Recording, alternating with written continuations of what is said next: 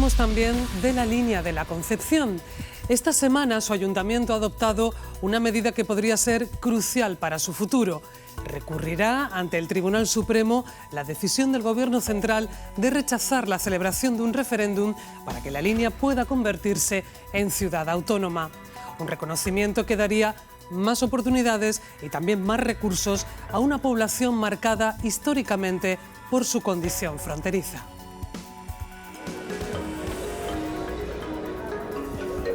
Se suele decir que los medios de comunicación son un espejo de lo que acontece, y puede que sea cierto. Sucede, sin embargo, que hay lugares que no siempre se reconocen en su reflejo. La Línea, por ejemplo. El único municipio europeo que hace frontera con el Brexit afronta problemas singulares: desempleo, contrabando y narcotráfico. Problemas que además parecen funcionar como vasos comunicantes. Y por si eso fuera poco, esta ciudad se enfrenta también y sobre todo a una crisis de reputación como no se conoce en ningún otro sitio. El 90 y tantos % de la gente de la ciudad lo que pretende es trabajar, sacar a su ciudad adelante y tener un futuro digno. Marca más el código postal donde naces que el código genético que tienes. A esa maldición le llamamos nosotros singularidad. También te digo, si un 2% de la ciudad se dedicara a eso, estamos hablando de 1.400 personas. Vayan a 3 cárceles.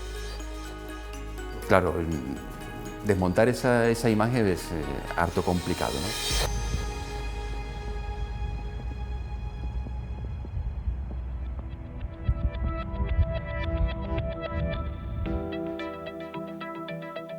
La mala reputación no es como la nubosidad variable, que va y viene según role el viento. La mala reputación es una baja presión constante que en la línea nunca se disipa del todo. Claro, cada vez que salía un documental de algunas cadenas, tú veías esto y era el pequeño Medellín. Aquí de momento no hay ningún muerto con narcotráfico, ¿eh? Bueno, el pequeño Medellín.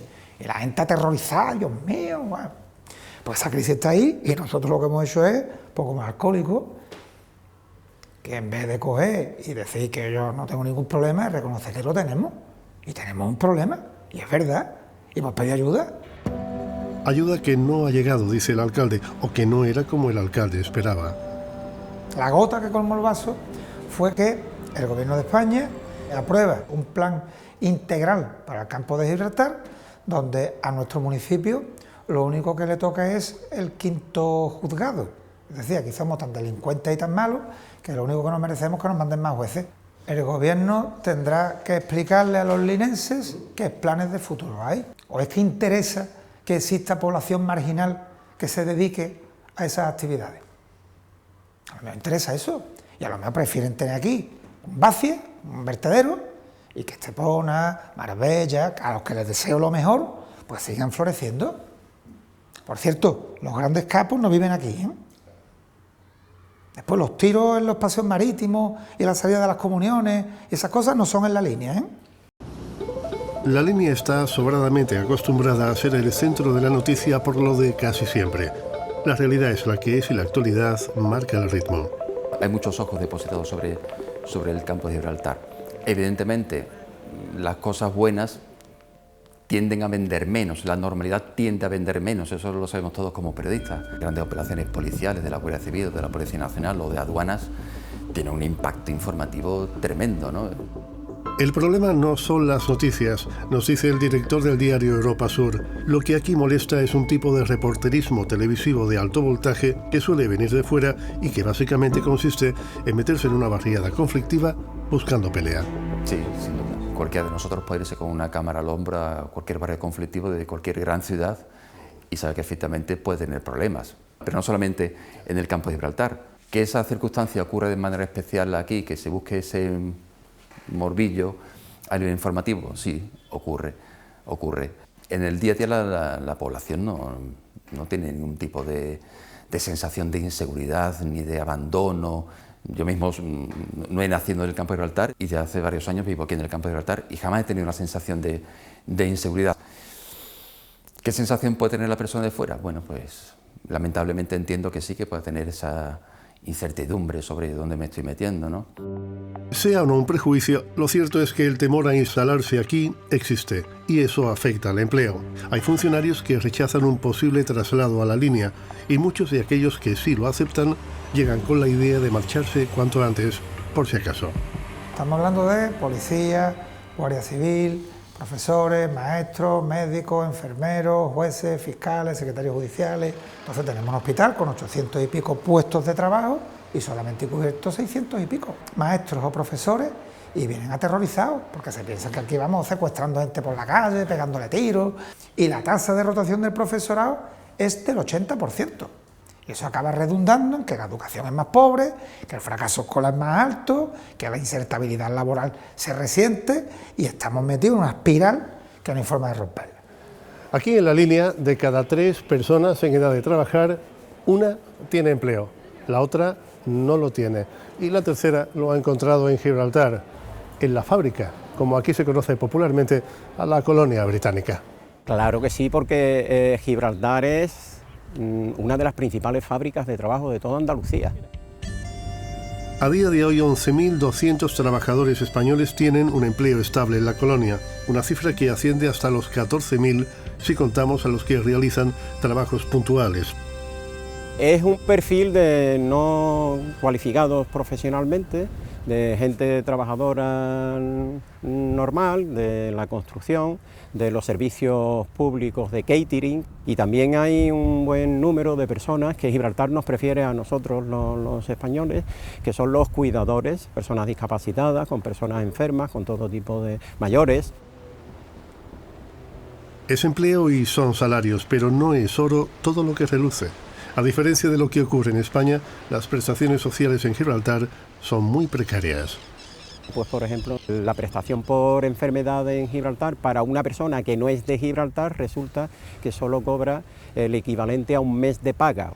Diariamente 11.000 residentes emigran a un país extranjero a trabajar y cotizan a un fondo de pensiones extranjero. En la jubilación la cotización es muy mala y las pensiones rozan los 400 euros. Entonces, ¿con qué nos estamos encontrando? Con que se va jubilando gente con una circunstancia muy, vamos, de carestía económica, y vamos a tener un pueblo dentro de 10, 15, 20 años de viejos pobres. Naturalmente, aún sería peor que el Brexit se endureciera tanto que desembocara en el cierre de la verja.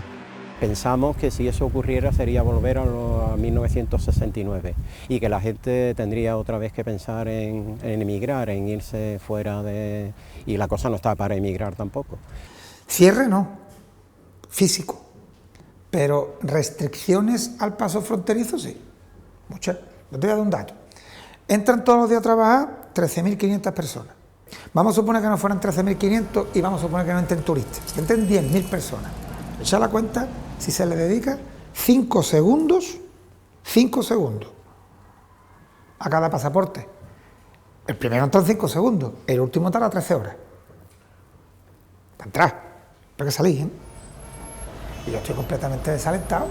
Si en Europa el único municipio con frontera Brexit es este, y medidas específicas anti-Brexit para esta ciudad en concreto, cero. Este panorama tan sombrío contrasta con la grandilocuencia arquitectónica que exhibe desde hace tiempo la colonia británica. Es cierto, Gibraltar construye sin descanso, pero hay quien opina que este alarde inmobiliario no es un ejemplo de fortaleza, sino más bien un síntoma de debilidad. Si el Brexit se endureciera, el flujo de trabajadores en uno y otro sentido se reduciría al mínimo y sin una mano de obra estable, la economía de Gibraltar se vendría abajo. Cuando se dieron cuenta de que podría llegar el Brexit, la empezó a edificar con la idea de que en el futuro pues tuvieran que depender ellos de sus propios trabajadores y tenerlos ya viviendo en Gibraltar. Y por eso Gibraltar también se está convirtiendo en un Hong Kong, una ciudad que se alza verticalmente porque no tiene espacios y tienen que tratar de alojar al máximo posible de personas, caso de que no puedan cruzar fácilmente a España. We are connected. El caso de la casa de apuestas Bet365 es sintomático. Esta compañía operaba desde Gibraltar, pero la mayoría de sus empleados residía en la línea, con sueldos, por cierto, superiores a la media. Hace 3 años, temiendo las consecuencias del Brexit, la empresa emigró a Malta y una buena parte de sus empleados se fue con ella. Quizá otras compañías también estén pensando en marcharse, una circunstancia en la que la línea ve una oportunidad. Nosotros tenemos un término municipal exiguo. No tengo 200.000 metros cuadrados de suelo industrial para implantar una gran industria. Entonces lo que estamos planteando es que se lleve a cabo un régimen fiscal especial de diseño para empresas del sector financiero, sector seguros, sector juego online y demás, y que necesiten mantenerse en territorio Unión Europea como consecuencia de la salida de Gibraltar de ese espacio. El desempleo fuera de la colonia galopa mientras tanto y se ceba en las zonas más humildes del campo de Gibraltar. Hace pocos años, en plena crisis financiera, el paro juvenil en barriadas como La Tunara y El Junquillo, en La Línea, Saladillo en Algeciras o Puente Mayorga en San Roque alcanzó el 80%. Sin formación y sin empleo, la tentación de trabajar para el narcotráfico casi siempre se abre paso. Estos jóvenes son tentados por el narcotráfico y muchos de ellos caen en la tentación de picar en ese negocio. Cuando tú pruebas a ganar dinero fácil y rápido, luego difícilmente se puede reconducir a un trabajo lícito donde va a ganar mucho menos dinero. Mientras que Marruecos, que está prácticamente en viaje de una narcolancha a 20 minutos del campo de Gibraltar, la zona de confort del narcotráfico siempre va a ser el campo de Gibraltar. Y aún así, algo parece estar cambiando. Para Francisco Mena, el blindaje del río Guadarranque, donde hasta no hace mucho circulaban a su antojo las narcolanchas del estrecho, es un ejemplo de cómo la lucha contra el narcotráfico sigue dando frutos. La situación con respecto al volumen del narcotráfico ha mejorado sustancialmente. Además del volumen era la prepotencia que mostraba el narcotráfico, desembarcando droga en las playas llenas de gente, a plena luz del día, no tiene nada que ver. Y eso es fruto del gran trabajo que han hecho las Fuerzas de Seguridad del Estado con ese plan especial de seguridad puesto en marcha por Fernando Grande Marlaska. Eso ha hecho que haya más de 10.000 detenidos. No obstante, nosotros seguimos insistiendo que esto no se arregla única y exclusivamente con policía. Por lo tanto, nosotros entendemos que hay que hacer una inversión en educación, en formación, en empleo, en infraestructura y en servicios sociales. Y eso es lo que esperamos del Gobierno central y de la Junta de Andalucía. Todo aquí parece jugarse a cara o cruz. Ahora, sin embargo, el alcalde, que encabezó en 2019 una candidatura independiente y que gobierna con una incontestable mayoría absoluta, propone una nueva partida: celebrar un referéndum para que la línea decida si quiere convertirse en ciudad autónoma con un estatuto idéntico al de Ceuta y Melilla.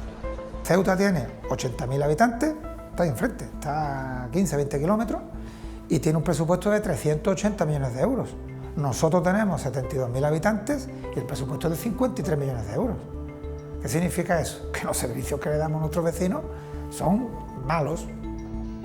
Es improbable que ese referéndum se celebre. El Gobierno ya ha cerrado la puerta a esa iniciativa y el recurso que el Ayuntamiento ha elevado al Tribunal Supremo tiene pocas posibilidades de prosperar. Lo que sí parece haber logrado este municipio y la comarca en su conjunto es llamar la atención sobre los problemas singulares de este territorio.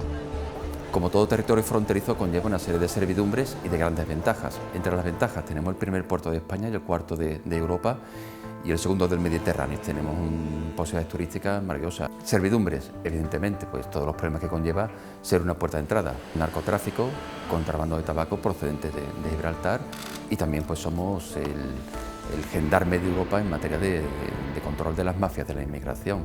Y los medios de comunicación, evidentemente, estamos obligados a poner luces largas, luces cortas cuando hace falta, y también luces antiniebla, ¿no?, para disipar todas esas brumas que muchas veces existen sobre la imagen de un territorio tan complejo, tan peculiar como es este, ¿no? Un territorio que trata de salir adelante a pesar de la realidad y sea cual sea su reflejo. La línea es discontinua todavía y la disyuntiva no ha cambiado. Una cosa es vivir en una esquina del mapa y otra muy diferente, resignarse a sobrevivir en el último rincón de Europa.